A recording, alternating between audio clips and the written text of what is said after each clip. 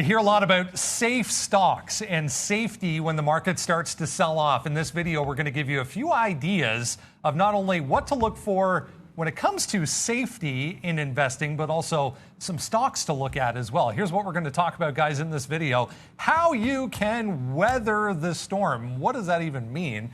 Technically strong. We need something that has underlying strength and an underlying catalyst along with strong technicals. So let's get into a few names here, guys, that will weather the storm if this is the market sell-off everyone's been talking about. Absolutely. And if it is the market sell-off, then some of those concerns, in addition to possibly COVID, are interest rates and inflation, right? So if you're going to tell me that that's going to cause the market crash, I want something that's got pricing power. I want something which people are going to go out and buy their product regardless. I'm talking Proctor Gamble here, and that's the thing. I mean, you're going to go out and you're going to buy their product, guys, and we all know about this. You're lined, you go home, you've got a million Proctor Gamble products out there, and that's step one. But that's not the only thing I'm interested in here, because you've got that bit of a protection. But like you said, I want some strong underlying technicals here, so I can give you a bit of a trend that it has, curling into a recent high. But here's the other thing I want to consider. When we had that sell-off at the beginning of this week, and that big down week, and that big start on Monday, where it looked like everything was going to, really, really quickly there. We held a 142. The high end of the range got held up on Proctor, this level right here. And that's what I love to see. Doesn't even crack the 50 period, doesn't crack that 142.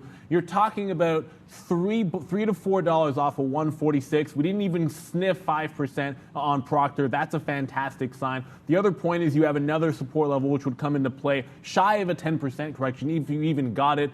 And if you weather that storm and we do get that market correction, in this particular case, you're likely to be a heck of a lot closer to a top breakout here around 46 and 47. And not just a recent top, but you had resistance going all the way back into the end of last year at this level as well. So primed for a breakout relatively shortly after any kind of a dip that we get. And just the cherry on top for Proctor, hey, you almost get a 2.5% dividend. So that's not too bad for a yield here. All the reasons why I like Proctor if this market doesn't want to sell. Great call. I'm going to go with something as well that's an old name. You should all know about it if you're American anyways. And we're going to go back to the good old automotive sector here. And I'm going to pick Ford. I just believe Ford has a lot of tailwinds behind it right now. They have a new partnership with Google talking about tech. And that brings me to the point. The main point here is EV space, right? We have a lot of EV names out there. I believe in a market sell-off, what you're going to do is you're going to look for companies that have revamped themselves, that have re-energized. They have a new corporate structure, new CEO over there, partnerships with Rivian, partnerships with Volkswagen, looking to electrify their whole fleet.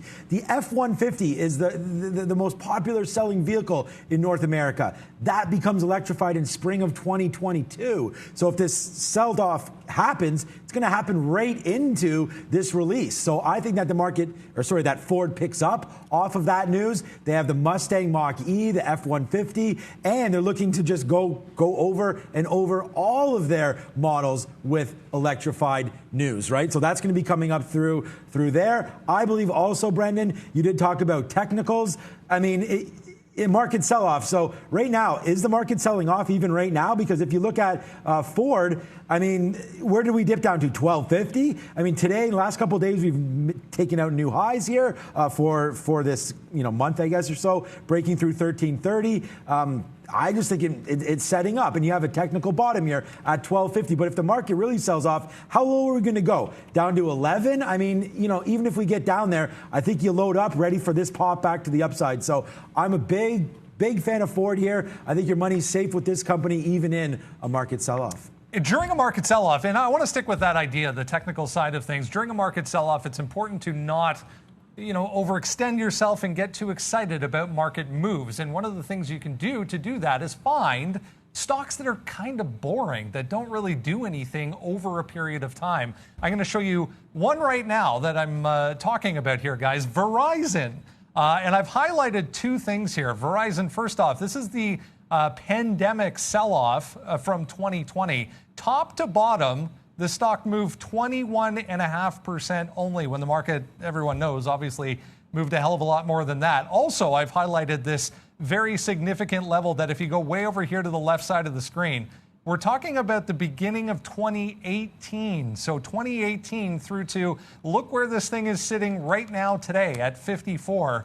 54 has been a pretty significant level for Verizon throughout that entire time. Neil mentioned a key part to this as well, and that is dividend payments. During a market sell-off, you can always take some comfort in these Ds at the bottom of your screen here. Ds, every single quarter, Verizon pays a dividend. So there we go, guys. A few stocks that you can look to for some safety during a market sell-off. Hope you like that one. Here's Miss V.